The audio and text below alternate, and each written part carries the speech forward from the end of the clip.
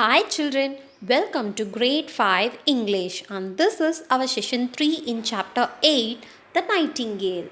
And before getting into our session, let's do an energizer. Children, you have to speak about any one good quality of the nightingale from the story. Think well and write your answer in your rough note or English note and you can share your answers with me in Google Classroom. And now let's recall the story The Nightingale. And in the Chinese Empire, there was a small little bird, and she sang very beautifully, and many people lived in that kingdom, and the visitors from other countries they admired her song very much. And the Chinese emperor came to know about the bird from the book he read. And after that, he ordered his courtiers to find out the bird and he wanted to see the bird in his palace. And the people, they never saw that nightingale but only heard her songs.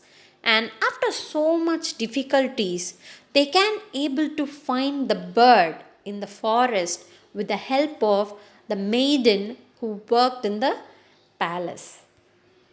And after that, the nightingale readily agreed after hearing the king's wish, and she came to the palace and sang a very beautiful song. Everyone in the palace admired the song of the bird, and the king felt very emotional, and the tears rolled down from his eyes. And the nightingale said it was the best reward she ever got for her song and voice. And after certain months, the Japanese emperor gifted the Chinese emperor with the artificial nightingale. And the artificial nightingale looked very beautiful and it kept on singing again and again without getting tired. And the artificial nightingale was made of precious diamonds, pearls, gems, and also with silver and gold. Everyone, including the king, started admiring the artificial bird and its soothing voice. And the real nightingale felt herself very isolated from that palace. So she vanished from the kingdom and many years passed by. The artificial nightingale kept on singing again and again whenever the king needed in that palace. And due to continuous usage, the bird couldn't able to sing properly. There was some problem. And the person who investigated, who has seen the artificial nightingale, told the king that he cannot able to recover the artificial nightingale so that she can only able to sing once a year. The king felt very bad and the artificial nightingale only can sing once in a year. And many years passed. The king felt ill and he was in his deathbed. At that time, nobody was there with him. He felt very much thinking about the real nightingale. But one fine day, he can hear the nightingale singing with her soothing, melting voice. And after hearing that, the king started recovering from his illness. The nightingale kept on singing till he recovered and felt better. And after that, the king asked the nightingale why he ever came back. Why she came back for him? Because he made a mistake. Yes, he praised the artificial nightingale very much and he started excluding the real nightingale. But now the nightingale came back and sang for him. So he asked the nightingale, and for that it said, "You gave me the wonderful reward anybody can get with the help of your tears that roll down from your eyes when you hear my song for the first time." And the king asked the real nightingale, "Can you please stay back with me in my palace?" And for that, the real nightingale said, "No, I can never stay with you, and I will come to the palace and I will be sitting here in the bough next to the palace in a tree, and I will sing whenever possible, and I will share many things with you." The king felt very happy, and under one condition. The real nightingale said, "You should not tell anyone about me, and you have to keep it as a secret."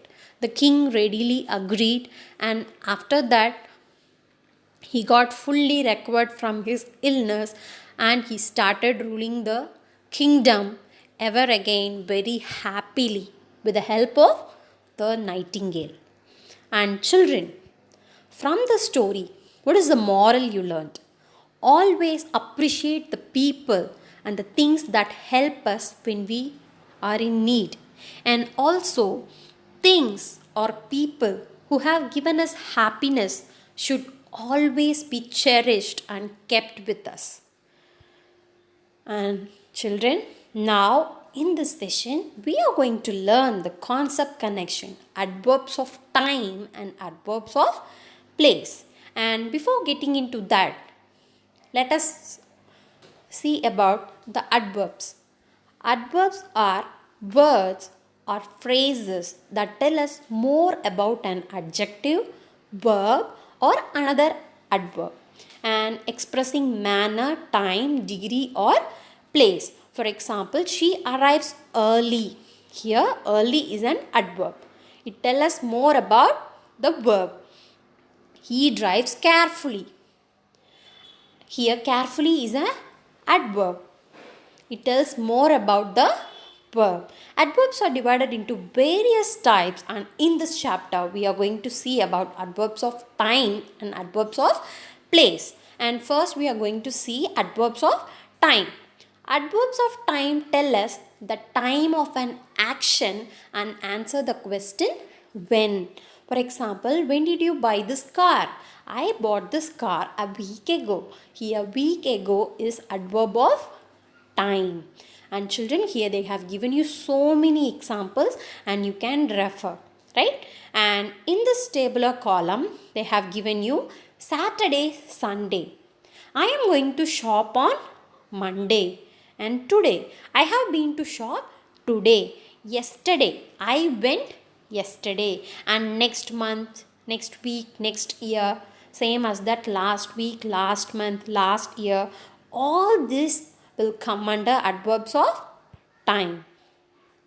And adverbs of time also tell us for how long and how often an event has taken place. The following sentences tell us about the duration of the period of an action or event.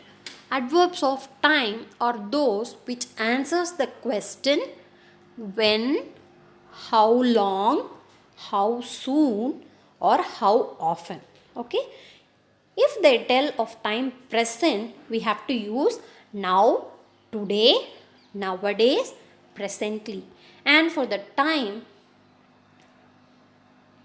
present, we will be using today, nowadays, presently, instantly, immediately, or directly. And to tell the time past, we will be using recently, yesterday, once, long ago. Okay. And if they tell of time to come, that is in the future, we will be using tomorrow, soon, shortly. Yes. Children, are you all clear about this? And now we are moving on to since. And since means some time between the past and the present time. It includes both the past and the present. For example, he left this place 5 years ago. I haven't seen him since. Since he left till now, I haven't seen him. Okay, it is the link between the past and the present times. Okay, and next, use of before. Before means earlier time. I have come here before. He had reached the mall before me. Okay, and next, use of seldom. Seldom means very often. Too often, when we are doing something, we will be using seldom. I seldom go out these days. One seldom finds good poetry books these days. That is often. When you are doing something very often, we are using word seldom. And next, adverbs of place. Adverbs of place are used to tell us the place of an action and answer the question where. For example, I looked everywhere. Trisha looked away.